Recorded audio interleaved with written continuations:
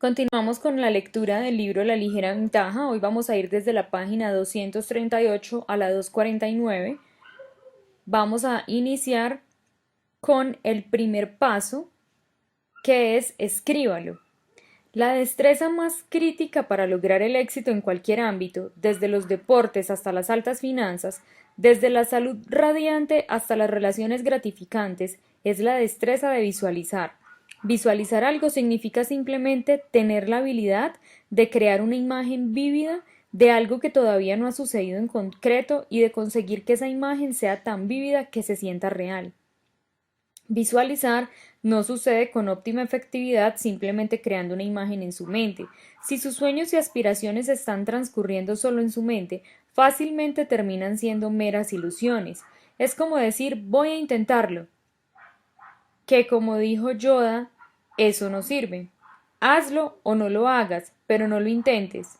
Fue pronunciado por una marioneta en el papel del maestro Jedi Yoda, pero no deja de ser una verdad potente y aleccionadora. Visualizar significa literalmente crear algo de la nada y hacerlo real. Por definición, eso no es posible dentro de los confines del cerebro. Debe convertirse en algo físico y debe involucrar los sentidos. En otras palabras, debe escribirlo. E incluso mejor es formar imágenes que la gente suele llamar tablero de los sueños. Decirlo en voz alta a otra persona es lo más poderoso de todo. Y si no puede hacerlo, escríbalo. En cuanto lo haga, ha empezado a convertirse en realidad.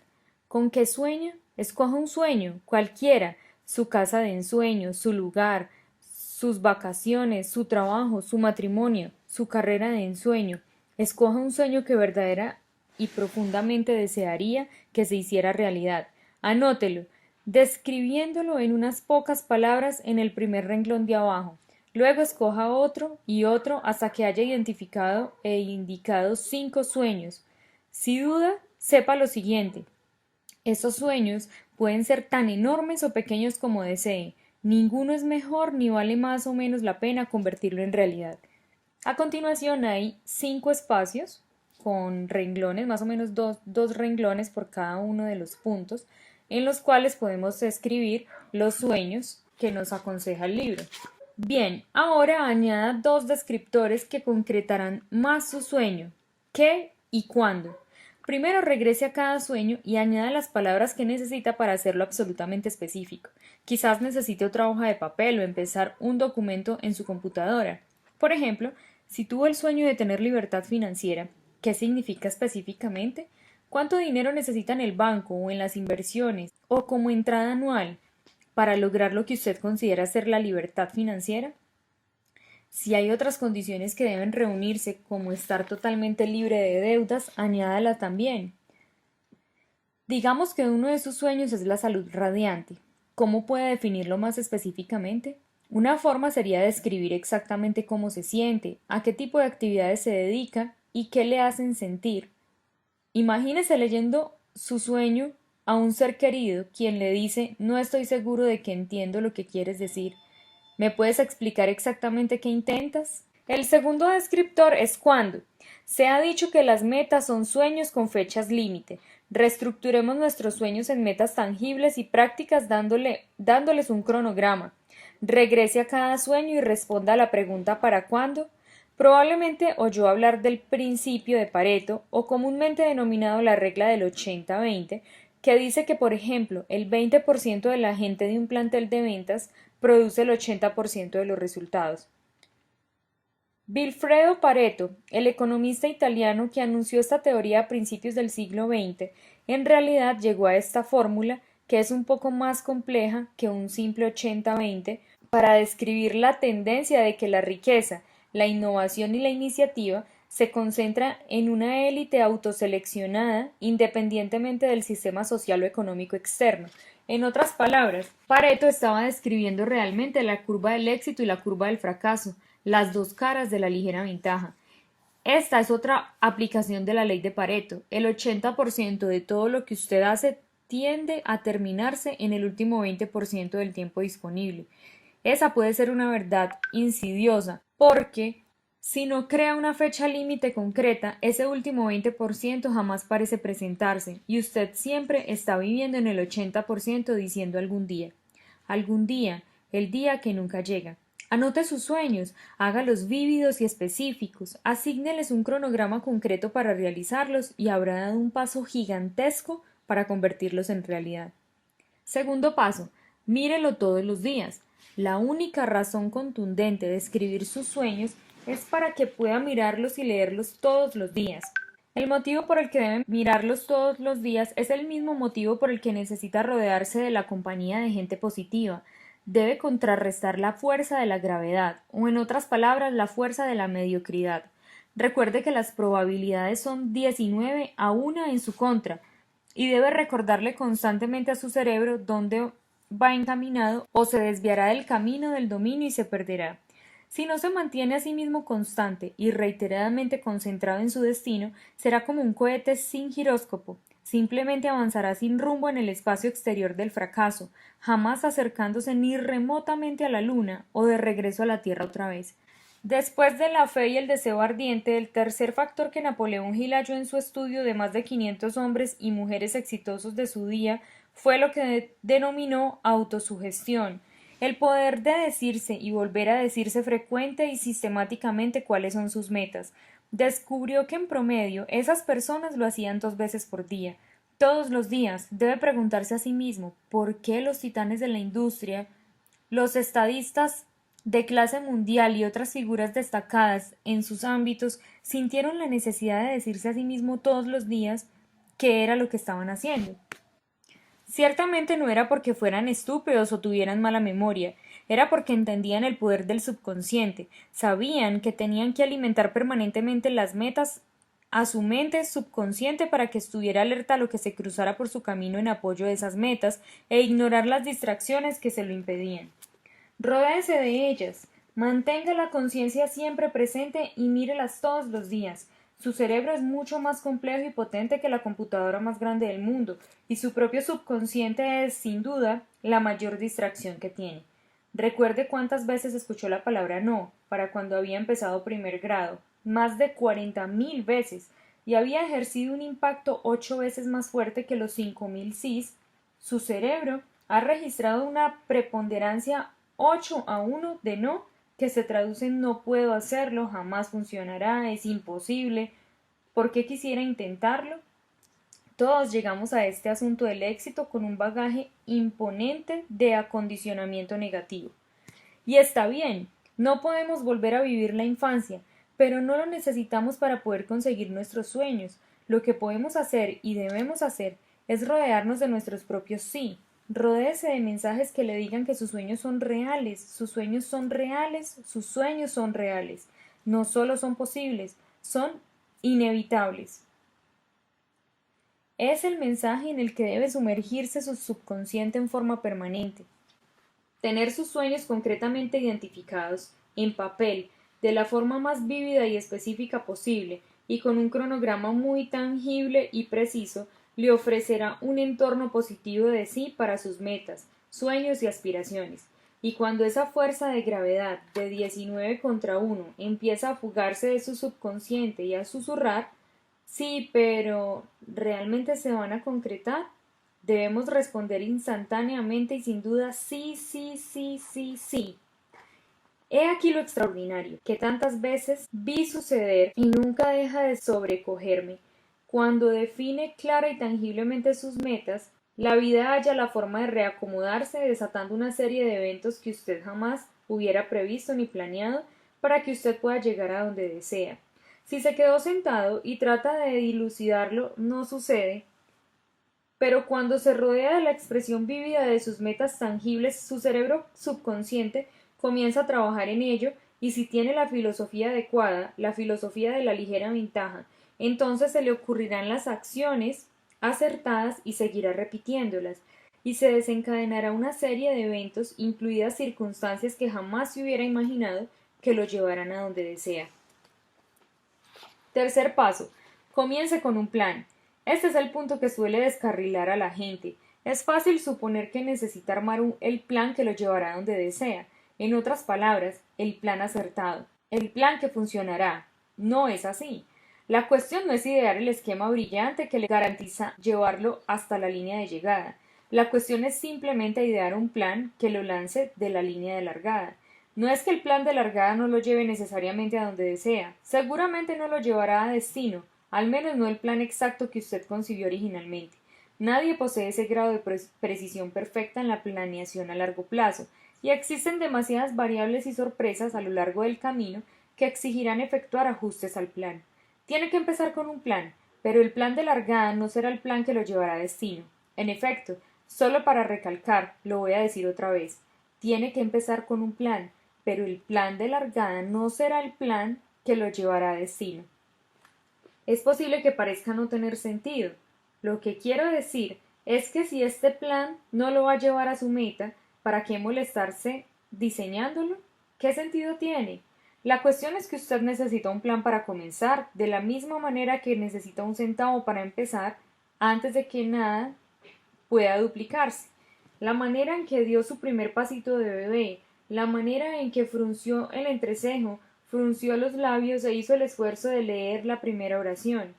¿Hubiera ese centavo financiado un imperio? Claro que no. ¿Hubiera ganado la maratón de Boston con ese primer paso?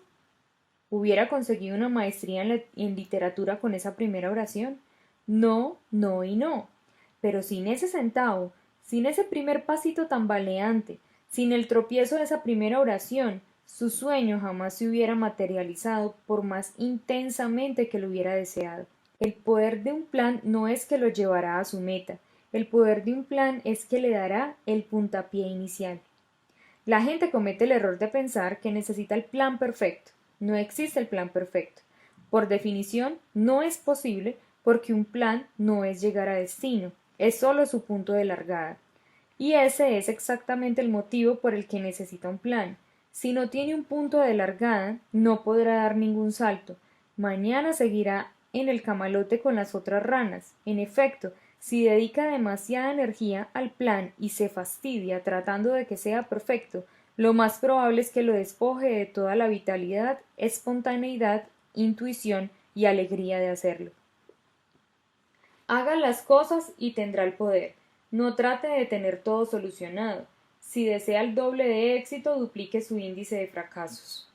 Usted comienza con un plan, luego pasa por el proceso de aprendizaje constante al estudiar y hacer, efectuándose ajustes todo el tiempo como una nave espacial con destino a la Luna, con el rumbo desviado el 97% del tiempo, su giróscopo alimentando información a la computadora de sus sueños para corregir el curso y continuar en el camino del dominio hacia su objetivo con el cual sueña apasionadamente. El éxito es la realización progresiva de un ideal encomiable. Siga atesorando esta expresión como filosofía y generará las actitudes y las acciones necesarias para continuar la realización progresiva de un plan cada vez mejor. Necesita un primer plan para poder llegar al segundo plan, y este para que pueda llegar al tercero, y con este poder llegar al cuarto.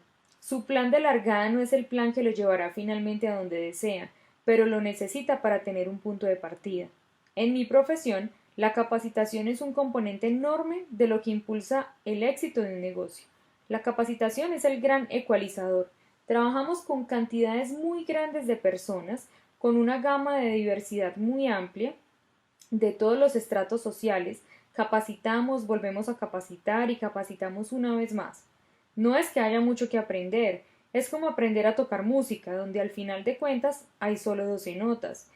Pero para aprender a tocar música hay que escucharla y practicar una y otra vez. Es la ilustración más vívida del éxito de la ligera ventaja que he visto. Al mismo tiempo, desecho totalmente las capacitaciones que le dicen así es exactamente como debe hacerlo, porque la secuencia real de acciones y eventos que surte efectos será distinta para cada persona en cada ocasión.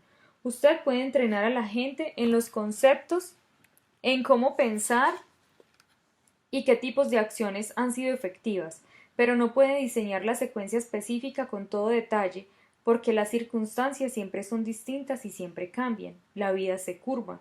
Es por ese motivo que tiene un plan de largada, pero no puede comenzar con el plan que lo llevará a donde desea. Debe comenzar con la filosofía que lo llevará a su meta. Con la filosofía acertada, hallará el plan. Para darle un ejemplo de la vida real del poder perfecto de un plan imperfecto, este es un relato verdadero de cómo armé los planteles de venta y distribución más extensos en toda Alemania para una de mis anteriores empresas, que desde entonces se ha convertido en una de las organizaciones más grandes de este tipo en toda Europa y una de las más exitosas en la historia de ese sector. Anatomía de un adelanto decisivo. Cómo construí un plantel de ventas alemán. Un viernes en la mañana me desperté y encendí el televisor mientras me vestía. Alguien estaba hablando de una exposición comercial en Albuquerque. Se me ocurrió la idea de participar en la exposición. Llamé a los organizadores de la exposición, les pregunté si tenían vacantes y dijeron que sí. Entonces cambié mi plan del día y pasé las próximas 8 o 10 horas buscando y comprando cosas para mi stand, creando cartelitos y paquetes para regalar. A la mañana siguiente me presenté a la exposición de franquicias y busqué mi pequeño stand. Jamás había participado en una exposición. Estaba rodeado de stands muy profesionales y de calidad, mientras yo atendía mi estúpido puestito casero tratando de repartir pequeños folletos.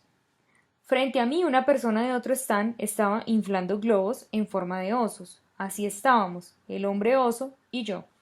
Todo el santo día la gente se paraba a ver los globos del hombre oso y yo trataba de repartir mi información, pero nadie me prestaba atención. Tenía 300 paquetes que distribuir y tenía la esperanza de conseguir nombres y teléfonos de unas 10 o 20 personas, pero ni siquiera podía regalar mis cosas. Por último encontré una frase que surtió efecto. Cuando una persona pasaba caminando para ver los globos del hombre oso, capté su atención y le dije ¿le interesaría una gran propaganda? Se detuvo, se rió y dijo claro. Usé esa frase el resto del fin de semana. Repartí los 300 paquetes y conseguí unos 20 nombres. Uno de esos nombres fue de un médico llamado Shapiro. A la semana siguiente llamé al doctor Shapiro. Tuvimos una agradable conversación, pero nada sucedió. Lo volví a llamar y seguí llamándolo. Al cabo de un mes y medio de seguir en contacto se asoció a mi negocio. Para ese entonces me había enterado de que nuestra compañía estaba planeando incursionar en Alemania en unos 6 meses. Reuní a mi grupo de mente maestra y dije, gente, esta es nuestra oportunidad. Vamos a abrir en Alemania. Ellos me respondieron, ¿cómo? Bueno, no tenía ni idea de cómo hacerlo. Lo único que sabía hacer era duplicar mi índice de fracasos. Haga las cosas y tendrá el poder. Lo analizamos y decidí que lo que necesitábamos era buscar alemanes. Entonces, en nuestras reuniones comenzamos a enseñar esta increíble y sofisticada estrategia que habíamos desarrollado. Buscar alemanes. Con el tiempo a alguien se le ocurrió la idea de pasar por el concesionario local de Mercedes y otro visitó el club alemán de la zona. Una por una, las ideas empezaron a percolar. Unas 2 semanas más tarde, el doctor Shapiro vino a una reunión y dijo, encontré un alemán. Yo le pregunté, ¿qué quieres decir? Me contestó que estaba hablando con su vecino mientras cortaba el césped y le preguntó si conocía algún alemán y éste le contestó que sí, que conocía a un hombre que vivía en Alemania.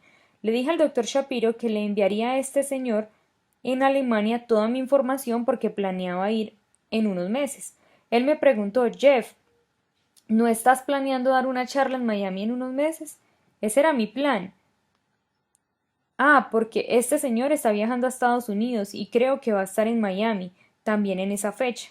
Unos meses más tarde fui a Miami y ciertamente ese señor se me acercó y me dijo que se llama Bean, que es alemán y que estaba muy entusiasmado de regresar a su país a ayudarnos a abrir nuestro negocio en unos meses.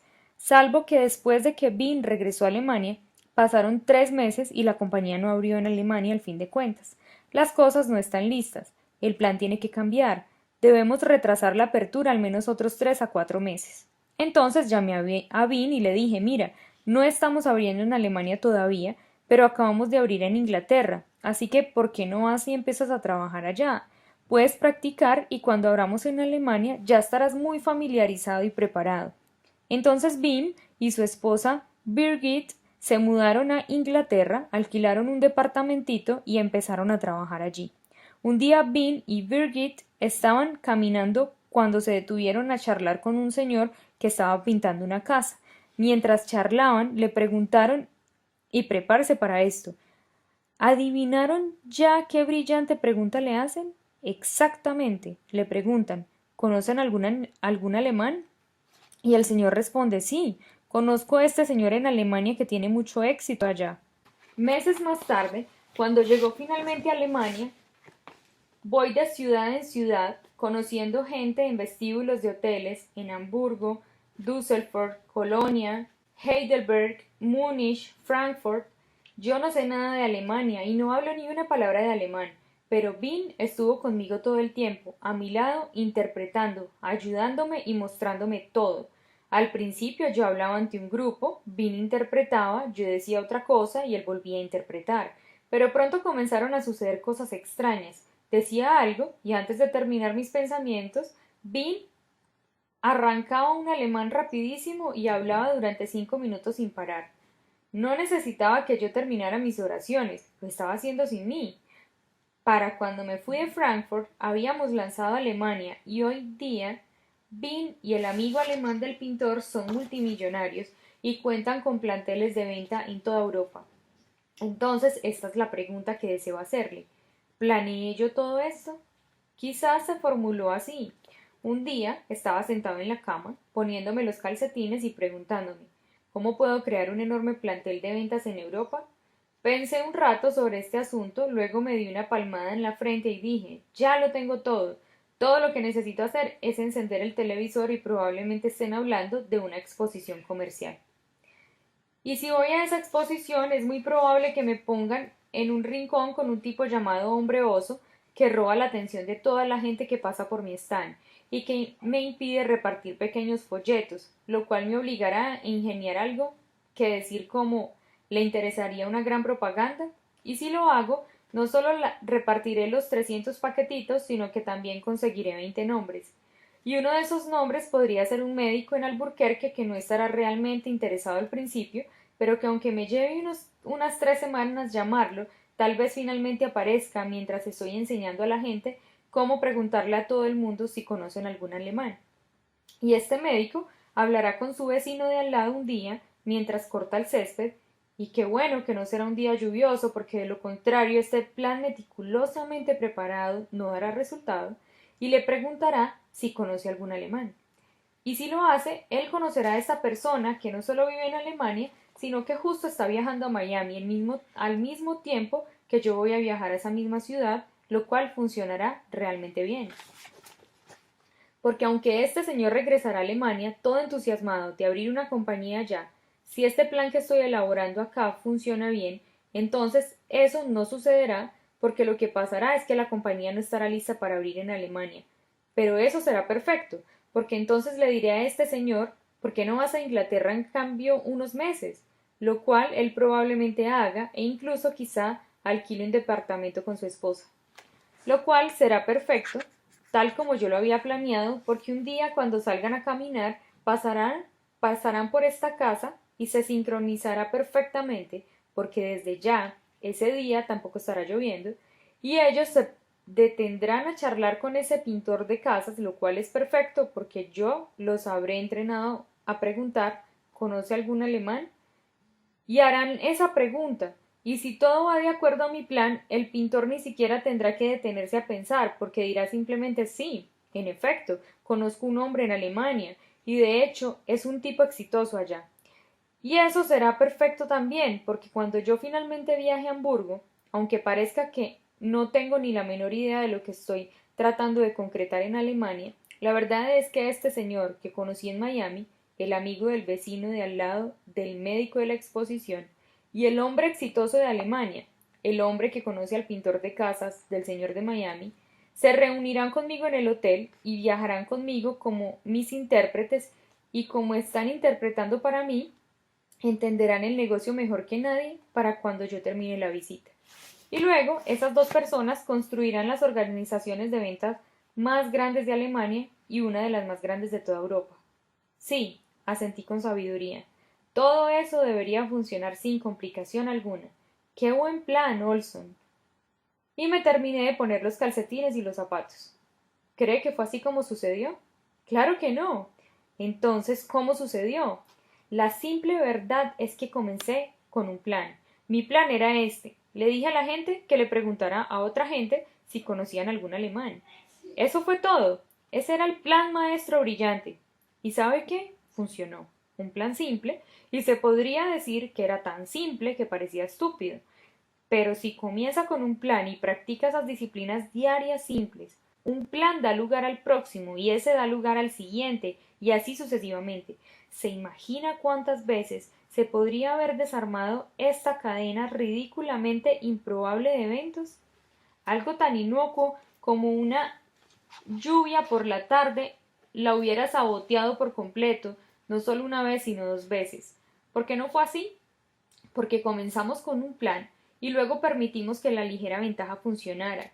La forma infalible en que funciona un plan sencillo unido a la búsqueda ferviente de los hábitos y disciplinas de la ligera ventaja fue expresada brillantemente por W. H. Murray, el alpinista escocés, en este famoso pasaje de la segunda expedición al Himalaya. Mientras no estemos totalmente comprometidos, habrá indecisión, existirá la probabilidad de echarse atrás y habrá siempre ineficacia. En relación con todos los actos de iniciativa y de creación hay una sola verdad elemental, cuya ignorancia mata innumerables ideas y planes espléndidos. En el momento en que uno se compromete firmemente, la providencia se pone también en movimiento. De repente ocurren toda suerte de cosas que de otra manera jamás hubieran sucedido. Un caudaloso torrente de acontecimientos emana de esa decisión, que atrae a nuestro favor todo tipo de incidentes imprevistos, encuentros casuales y asistencia material que nadie habría imaginado encontrar. He encontrado un profundo respeto por las coplas de Goethe. Todo aquello que eres capaz o que sueñas que eres capaz de hacer, comiénzalo. La audacia entraña genio, poder y magia. Un caudaloso torrente de acontecimientos que nadie habría imaginado encontrar. Es una excelente descripción de cómo surgió el plantel de ventas alemán. No traté de tener toda la carrera solucionada, simplemente planeé dónde poner el pie para la línea de largada. Simplemente comencé. Dé un paso audaz en el camino del dominio. El resultado parece increíblemente compuesto, pero no lo es. Jamás lo es. Son siempre las pequeñas cosas simples que lo llevan a donde desea. Todo lo que haga, cada decisión que tome, está construyendo su sueño o construyendo el sueño de otro. Cada cosa individual que haga lo está alejando de las masas o arrastrándolo con las masas. Cada cosa individual que haga es una decisión de la ligera ventaja. Nuestra estrategia para abrir en Alemania parecía absurdamente simple. Lo que marcó la diferencia fue que lo hicimos todos los días. ¿Tuvimos éxito en Alemania después de un día, una semana, incluso un mes? Claro que no. No teníamos nada, solo unos nombres. Ese era nuestro centavo. Y un día, apenas unos meses después, esos nombres habían cubierto Europa con un imperio económico, al igual que el jacinto de agua. Hemos llegado a la página 249. Mañana entonces continuamos con el resto de la lectura. Hasta la próxima.